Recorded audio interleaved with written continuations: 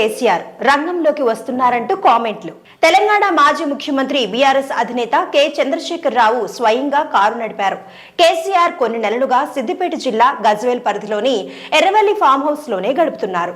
తనను కలవాలనుకునే పార్టీ నేతలు, ఎమ్మెల్యేలు, కార్యకర్తలు, అభిమానులను అక్కడికే పిలిపించుకుని మాట్లాడుతున్నారు.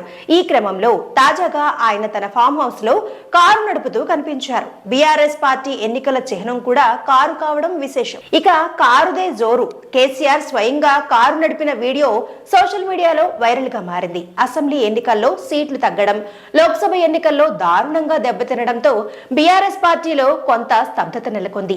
ఈ క్రమంలో త్వరలోనే కేసీఆర్ తెరపైకి వస్తారని ప్రచారం జరుగుతోంది. దానికి ఈ కారు నడిపిన వీడియోతో మరింత ఉత్సాహం వచ్చింది. బీఆర్ఎస్ పార్టీ చిహ్నం కారును గుర్తు చేస్తూ కేసీఆర్ కారు నడపడాన్ని ప్రస్తావిస్తూ ఇక భవిష్యత్తులో కారు జోరు అందుకుంటుందంటూ కామెంట్లు వస్తున్నాయి.